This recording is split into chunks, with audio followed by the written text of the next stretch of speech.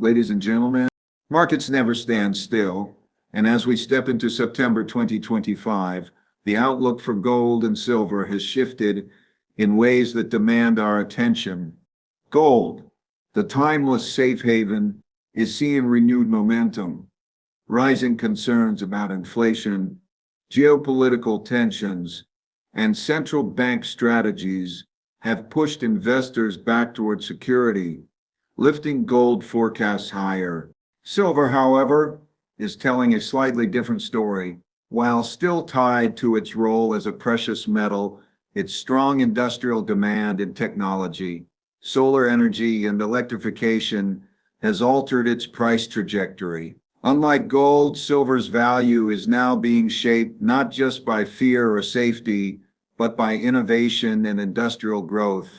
The key message is this: both gold and silver are entering September 2025 with revised predictions, not just as static assets, but as dynamic indicators of the global economy's direction. For investors, this shift isn't a warning, it's an opportunity to rethink strategy, rebalance portfolios, and capture value in assets that have stood the test of centuries. Absolutely, here's a 1,000-word expansion of Key Point 1, Gold Safe Haven Strength, written in a Dalio style voice, clear, logical, almost conversational, rooted in macro perspective, but without naming him.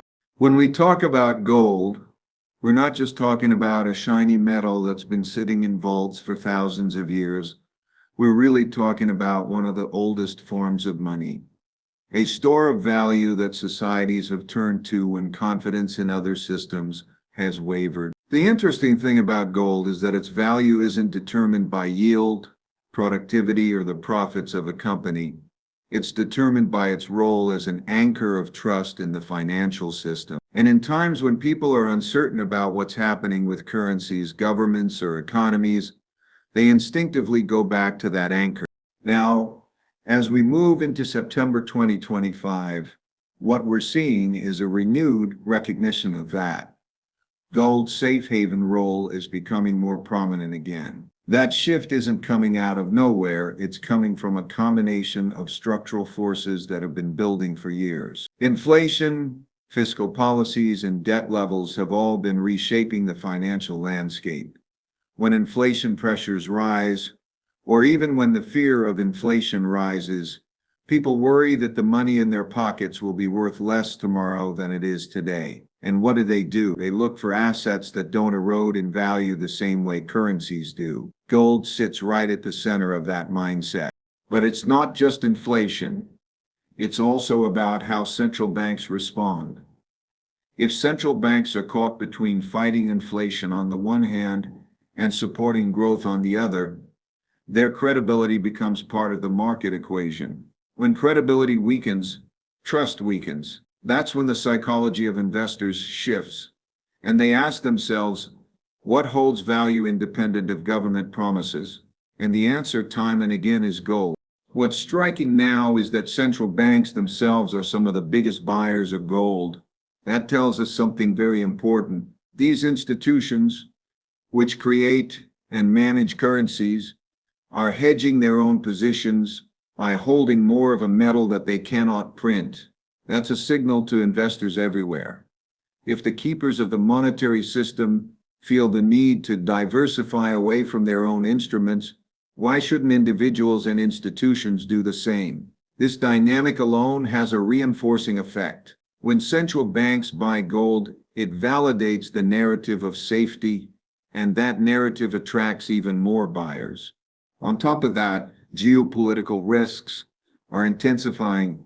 Trade tensions, regional conflicts, and the unpredictability of political decisions are feeding into a climate where people feel they need insurance. And that's really how you should think about gold, not as a way to generate income, but as a form of financial insurance.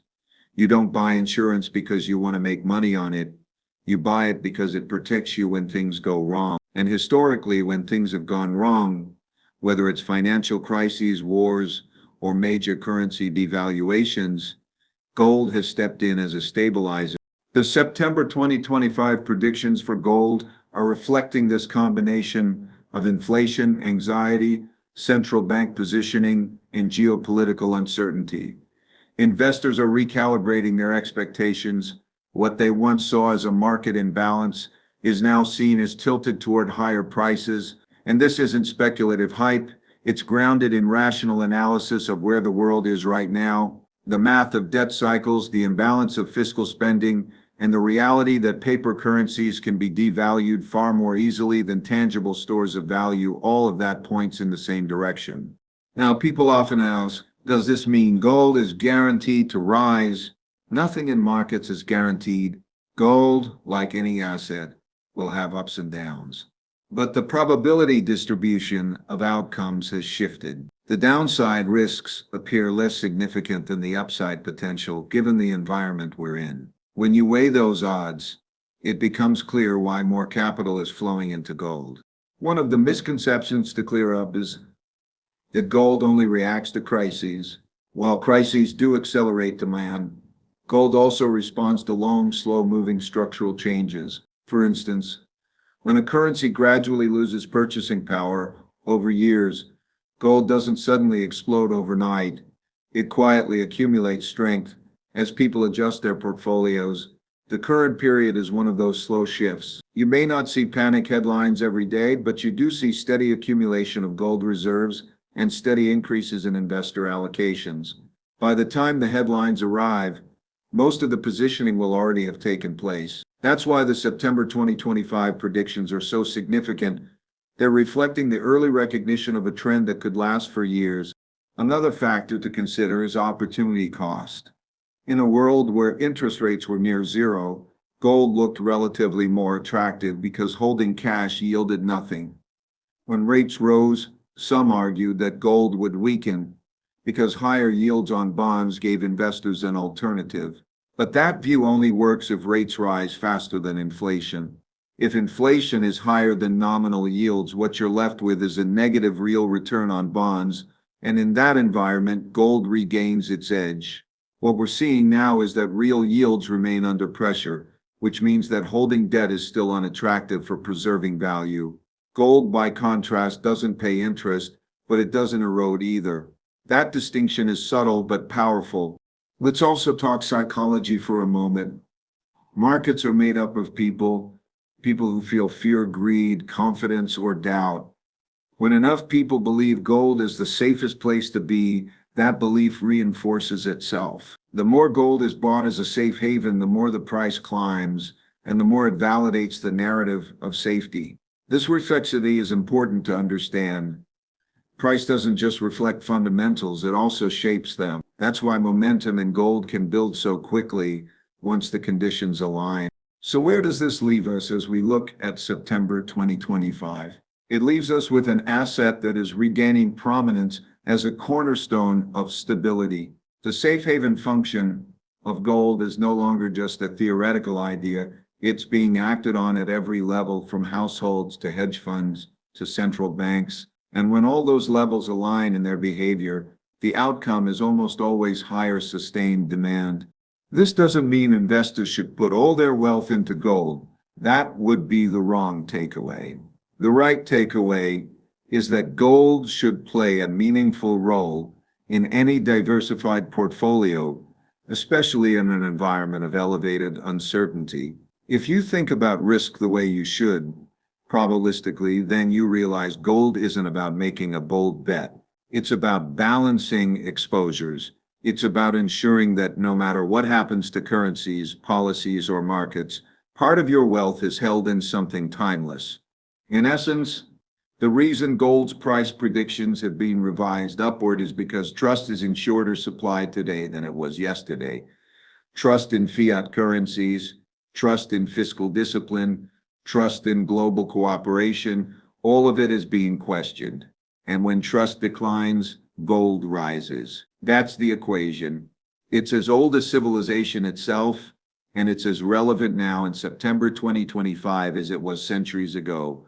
Silver is one of those assets that people often underestimate because it sits in the shadow of gold. But silver is different. It doesn't just play the role of a monetary metal, and it doesn't just act as a store of value. It also has a deeply embedded role in the industrial system. That dual identity makes silver unique in the world of investment. When you hold silver, you're not just betting on fear and uncertainty the way you are with gold, you're also tied to technological progress, industrial demand, and global economic growth. That duality is what makes silver both more volatile and more interesting. When we look at silver's behavior in September 2025, the revised price predictions are reflecting that complexity. On the one hand, silver tends to rise with gold when investors look for safety. It has a long history as money, and it's still treated as a precious asset in that sense. On the other hand, silver is pulled in a very different direction by industrial demand. Unlike gold, which has limited practical use beyond jewelry and electronics, silver is indispensable to modern technology. It is highly conductive, highly reflective, and irreplaceable in many applications. That means silver's future is tied not only to monetary cycles but also to industrial revolutions. The biggest driver here is the global energy transition. Silver is a critical input in solar panels, and as countries push harder toward renewable energy, the demand for silver in photovoltaic cells has been climbing year after year. This isn't a short-term trend, it's a structural force that could last for decades.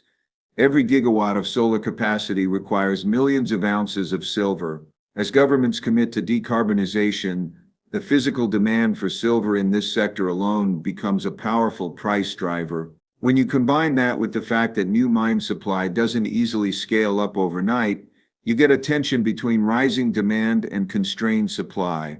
That tension supports higher long-term prices. But the story doesn't stop with energy.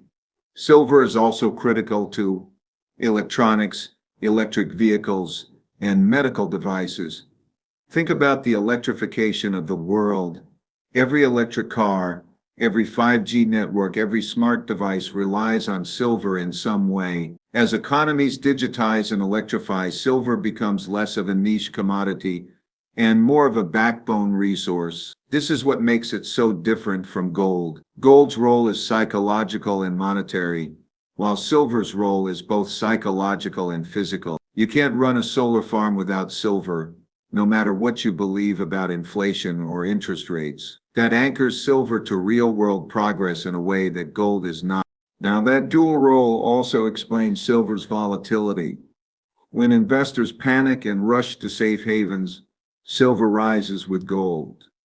But when industrial activity slows, say during a recession, silver can get pulled down by weakening demand, even if gold is holding steady. That makes silver less predictable in the short run, but potentially more powerful in the long run. Because if you get both of its roles aligned at the same time, if investors are fearful and industries are booming, silver doesn't just rise, it surges. Historically, we've seen silver outperform gold dramatically during those aligned periods. And in September 2025, the conditions are shifting towards such alignment. You have central banks and investors treating precious metals as safe havens, while at the same time, the industrial transition is intensifying.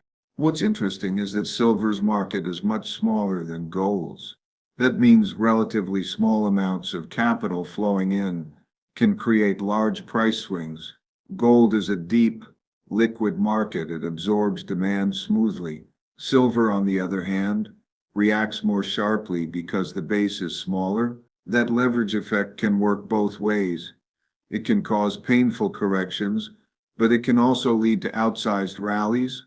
In an environment like today, where both monetary and industrial factors are supportive, the probability distribution of outcomes is skewed to the upside.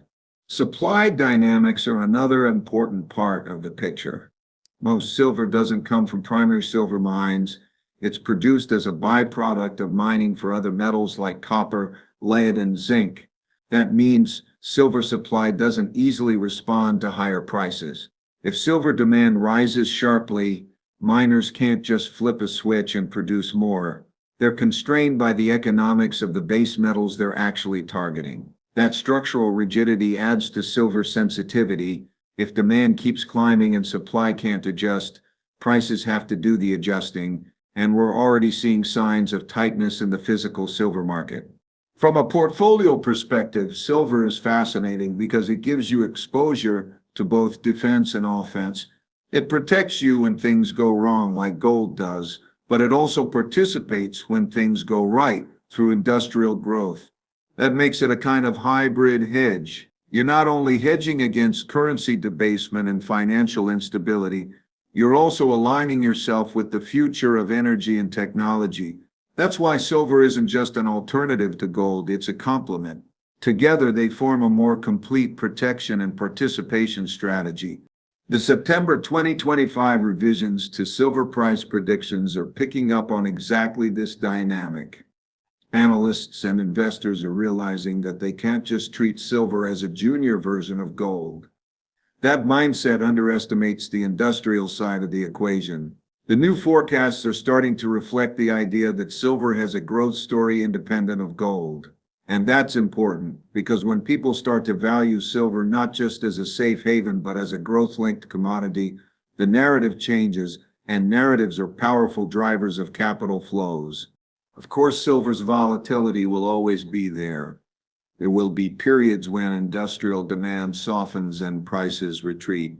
But in the big picture, the structural tailwinds are clear. Global electrification, decarbonization, and technological expansion are not reversing. These are generational shifts, and silver is embedded in them. Combine that with its enduring role as a store of value, and you get a metal that is positioned for a more central role in the coming decade. So when we look at September 2025 and see these revised predictions, what we're really seeing is recognition of silver's dual nature. Investors are finally beginning to price in the fact that silver is both a monetary metal and an industrial necessity. That recognition takes silver out of the category of second best to gold and places it in a category of its own. It's not about being gold's little brother.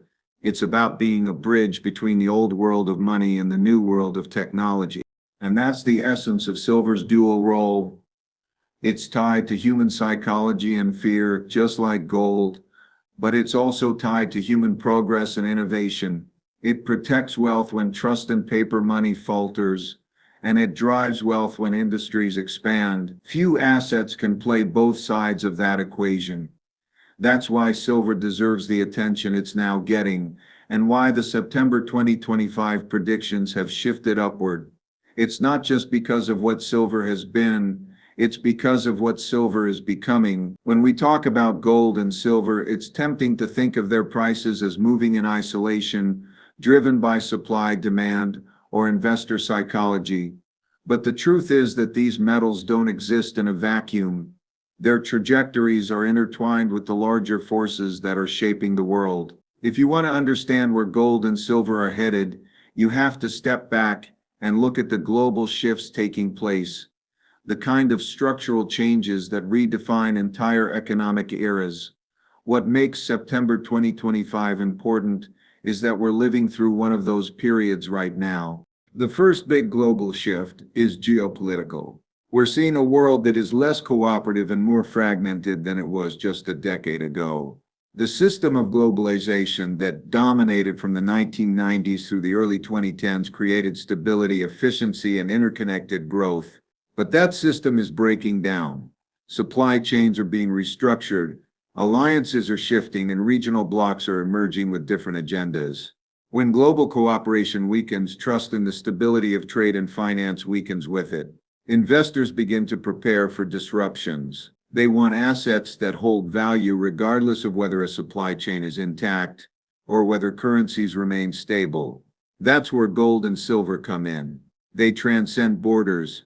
They don't depend on the policies of any single government. In a fragmented world, that independence becomes more valuable.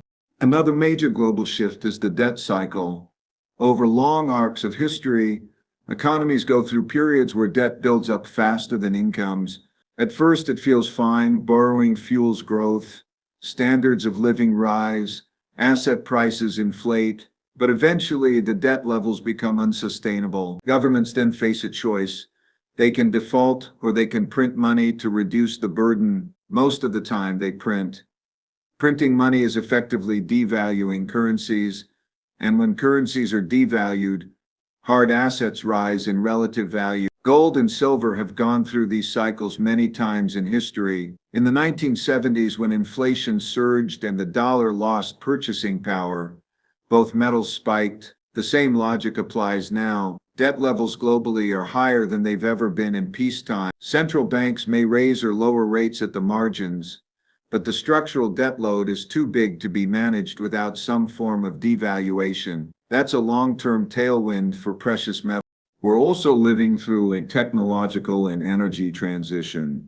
The shift away from fossil fuels toward renewables, electrification, and digital infrastructure is reshaping industrial demand for metals. Silver is deeply tied to this transition, but gold isn't untouched either. Mining operations, energy costs, and geopolitical access to resources all intersect with the energy story. In a world where energy security is a strategic priority, the commodities linked to that transition gain strategic value. That doesn't just affect their prices, it affects how governments view them. Central banks hold gold not only as a monetary asset, but also as a geopolitical hedge. In times of transition, those holdings tend to grow. There's also a social and psychological shift happening. For decades, investors have trusted that fiat currencies and central bank policies would maintain stability. But confidence isn't infinite. It builds slowly and erodes suddenly. The global population is more aware now of monetary experiments, currency debasement, and the limits of government control. Social media and rapid information flow amplify these concerns. Once confidence in fiat money wavers, even slightly, people look for alternatives. Some turn to digital assets, some turn to commodities. But gold and silver remain the most time-tested alternatives, and that's not something that changes quickly. We can't ignore the role of global trade either. For years, the US dollar has dominated as the world's reserve currency. That dominance has given the US unique privileges. It can run larger deficits, borrow at lower costs, and enforce sanctions that shape global behavior. But when other countries grow uneasy about that dominance, they start looking for ways to reduce their dependency. What do they use instead? They can create bilateral trade systems, but ultimately they want assets that are neutral. Gold has historically filled that role. That's why central banks from emerging markets have been steadily increasing their gold reserves. They see it as a hedge against a dollar-centric system. The September 2025 price predictions reflect this slow but meaningful diversification away from paper-based reserves and into hard assets. Silver, while less prominent in central bank reserves, indirectly benefits from the same distrust in fiat systems. Inflation is another piece of this puzzle. It's not just about the rate of inflation today, it's about the perception of future inflation. If people believe prices will continue to rise, they act differently. They spend sooner, they invest differently, and they look for inflation hedges. That expectation becomes self-fulfilling. Gold and silver thrive in such environments, not because they produce cash flows, but because they maintain purchasing power when cash loses it. Right now, inflation isn't just a cyclical issue, it's tied to structural forces like deglobalization, energy transitions, and demographic shifts. These forces mean that even if inflation cools temporarily, the underlying pressure is unlikely to disappear. That's why precious metals remain relevant. And then there's conflict. Wars, trade disputes, sanctions, and resource battles are becoming more common. Whenever the possibility of conflict rises, people reassess their risk. It doesn't matter whether the conflict directly affects them. The perception of global instability itself drives hedging behavior. Gold and silver become safe places to park capital when the future looks uncertain. This isn't theoretical. It's been observed repeatedly throughout history. Every time conflict erupts, precious metals spike. The fact that predictions for September 2025 are shifting upward reflects the reality that conflicts are not just possible, they're already happening, and the risk of escalation is high. The big picture here is that gold and silver are reflections of trust in the system. When trust is strong, their role diminishes. When trust weakens, their role expands. Right now, the world is going through a set of overlapping shifts, economic, political, technological, and social, that all point toward weaker trust. That's why global shifts matter so much for these metals. Their price changes are not just about ounces of supply and bars of demand. They're about the deeper story of how humanity navigates transitions. As we move through September 2025, investors and policymakers are waking up to the reality that these shifts aren't temporary. They're not cycles that will swing back in a few months. They are structural, long-term forces. When you align those forces, inflationary pressures, debt cycles, geopolitical fragmentation, technological transitions, and declining trust in fiat systems, the conclusion is clear. Gold and silver are positioned not as speculative bets, but as essential anchors. The predictions being revised now are not just price targets, they are reflections of a world in transition. The lesson is simple but profound. If you want to understand where gold and silver are going, you have to understand where the world is going. And right now, the world is moving into a period of uncertainty, realignment, and change. That environment has always been fertile ground for precious metals. It's not about short-term speculation. It's about aligning with the forces that drive history forward. And history has always been kind to those who recognize these shifts early and prepared accordingly. When we talk about the changing price predictions for gold and silver in September 2025, the question that really matters isn't just where our price is going. The real question is, what does this mean for investors? Predictions by themselves are just numbers on a page. What matters is how you interpret them, how you act on them, and how you position yourself for the future. And the truth is, in an environment like today's, with shifting fundamentals, heightened risks, and structural changes in the global system, gold and silver aren't just assets, they're signals. They're telling us something about the state of the world, and they're telling us how we might think about protecting and balancing our portfolio. The first implication is that gold and silver should not be thought of as speculative plays, but as risk balancers. Most people approach investing with a bias toward assets that generate income or growth, stocks, bonds, real estate, businesses. That makes sense because over the long run, productivity drives wealth. But productivity-based assets are also vulnerable to cycles, debt crises, monetary policies, and geopolitical shocks. Gold and silver don't rely on productivity in the same way. They're stores of value. They hold their worth not because they generate cash flows, but because they're scarce, they're liquid, and they're trusted. That means when other assets falter, precious metals often act as a counterweight. If you think about risk as something to be managed rather than avoided, then including gold and silver is a rational choice. They smooth out the volatility of portfolios over long periods of time. The second implication is psychological. Investors often get trapped in linear thinking. They believe the recent past will extend into the future. If stocks have gone up, they assume stocks will keep going up. If inflation has been low, they assume it will stay low. But history shows us that cycles always change. Debt cycles reach limits, inflation reappears, currencies weaken, and geopolitical risks flare up. Gold and silver don't rise every year, but when they do, it's usually because the environment has shifted in ways most people didn't expect. The implication for investors is to prepare, not predict. You don't need to know the exact path of prices. You just need to understand that gold and silver protect you against scenarios where other assets fail. That's why holding them is less about timing and more about strategic positioning. Another implication is diversification across metals themselves.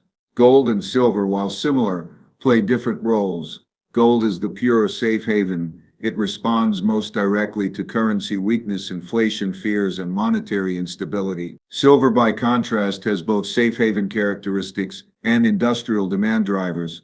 That means silver is more volatile, but also more leveraged to growth in areas like energy transition and technology. For investors, that creates a choice. If your main concern is preserving wealth in a financial crisis, Gold is more reliable. If you want exposure to both protection and growth, silver adds a different dimension. The implication is that a balanced allocation between the two can provide a blend of stability and upside potential. One of the most important implications comes from the behavior of central banks. When the largest institutions in the financial system are buying gold at record levels, it sends a message. It says that even those who print money for a living see the need to hold an asset that can't be printed. That should prompt individual investors to think carefully. If central banks see risks in the system that justify holding more gold, then ignoring those risks is unwise. The implication is clear. What central banks do often foreshadows what individuals should consider, albeit at a different scale. There's also the implication of opportunity cost. In the years when cash or bonds provided strong real returns, gold and silver seemed less attractive. But today, real returns are uncertain. Inflation eats away at fixed income, and debt levels constrain how much governments can reward savers. In that context, the opportunity cost of holding metals declines. Investors should understand that it's not about comparing gold or silver to equities or bonds in isolation. It's about asking, what happens to my wealth if inflation rises, if currencies devalue, or if crises erupt? In those scenarios, the cost of not holding precious metals is far higher than the cost of holding them. Another implication is generational. Younger investors have been drawn toward digital assets as alternatives to fiat money.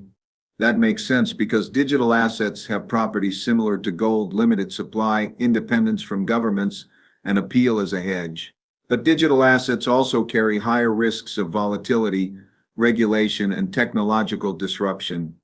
Gold and silver, by contrast, have centuries of credibility. The implication here is not to choose one over the other, but to recognize that precious metals provide a foundation of security that complements newer forms of wealth protection. For older investors, they reaffirm trust. For younger investors, they provide balance alongside riskier alternatives. Investors should also think about liquidity.